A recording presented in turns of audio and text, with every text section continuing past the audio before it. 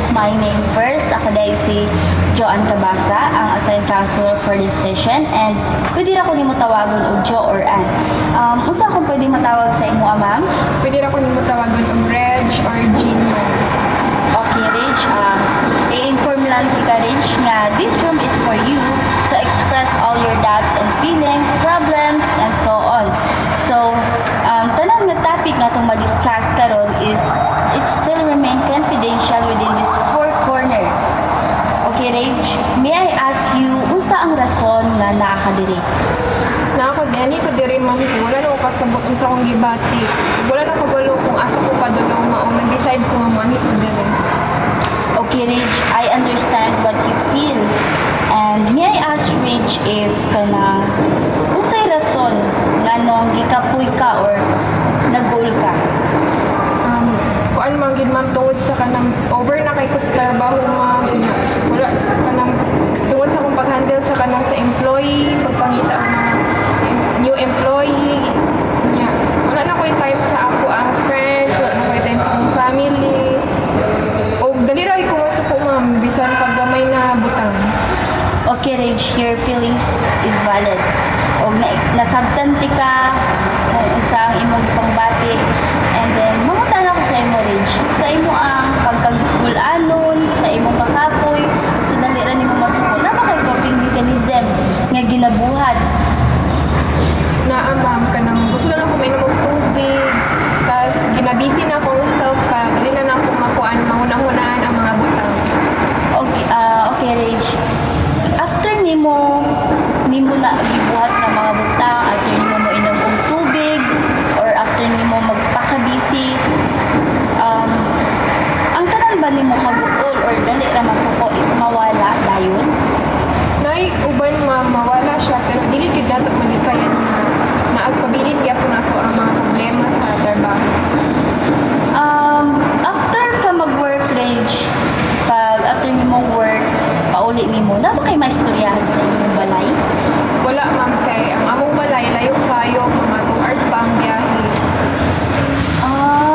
Okay, Reg. Your feelings is valid, nasabtan ti ka sa imong emotion and so on. So for now, may I ask you, Reg, if you are willing to participate of this activity? Sure gid ko nga maka-participate ko ani ma'am na activity. Okay, Reg. In your chair, please think of it and mention to me you're feeling right now anything o bisag pila and express your feelings o ipagawas tanan nimong gibati, Reg. You can start now, but remember, Reg, this room is for you to express everything and release everything so that your heart is dili na siya bugat pa, and you have time for your loved ones also. After nimo ma-release tanan, just think of the happy moments with them together. You can start now, Reg. Gibati ko kahapoy sa tanan. Gibati ko kaguon. Wala ko kabalo kung malipay ba ko sa ako ang young na self. O wala na ko kabalo kung mahatagan ba na akong freedom ang akong life. O mahatagan ako ng maayo nga kuan sa diri sa atong kalibutan. Gusto na lang ko nga magbanding sa akong family, sa akong friends. But ikaw po yung naghintay ko. Your station, Reg.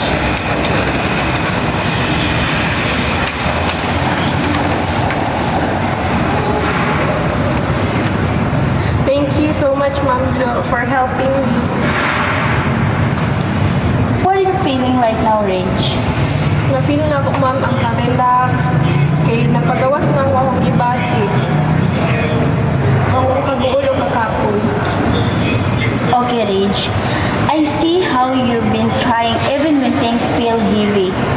Please know that it's okay to rest, to feel tired, and even to feel sad. Those emotions don't make you feel weak. They make you feel human. You are doing your best, and that is more than enough right now. This season may be hard, but it won't last forever. You have strength inside you, even if you can't feel it today. I believe in your ability to rise one small at a time. You are not alone, and brighter days holding on. Thank you for your cooperation, Rage. Thank you po, ma'am. Okay, Rage, I'm rooting for your success.